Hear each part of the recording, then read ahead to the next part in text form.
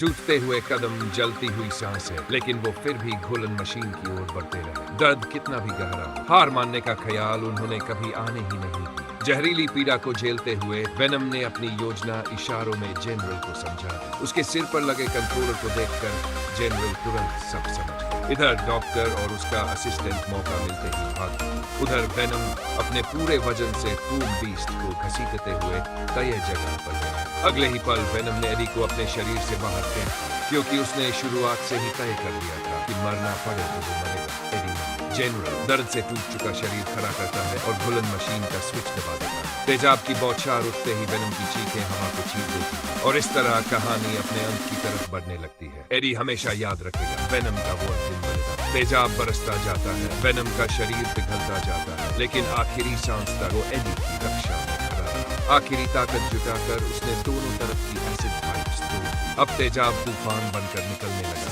और घुलन की प्रक्रिया तेज हो गई। यही असहनीय पीड़ा वेनम के अंदर की शक्ति को जगा देती। टूम बीस्ट अब चाहकर भी उसकी पकड़ से नहीं बचा। जनरल समझ चुका था अब लौटना नामुमकिन। वह हैंड ग्रेनेड निकालकर खुद को और राक्षस को हमेशा के लिए इस कहानी से मुक्त कर देता है। धमाका इतना बड़ा था कि घुलन मशीन भी फटकर बिखर गई। उसका शॉकवेव सीधा असिस्टेंट की तरफ बढ़ता है। तभी डॉक्टर अपनी जेब से छुपाया हुआ सिम्बियोट बाहर निकालता है, जिसका नाम है जिस्पी, गति जो पलक झपकते ही मौत को हराती। पल भर में ही वो असिस्टेंट तक पहुंचता है और ब्लास्ट के आने से पहले उसे बाहर सुरक्षित जगह ले जाता है। और जब सब शांत हो जाता है, एडी मरता है, बस अकेला रह जाता है। कहानी यहाँ खत्म होती है, पर वेनम के वो आखिरी शब्द दिमाग में गूंजते रहते हैं, ये बस थोड़े समय की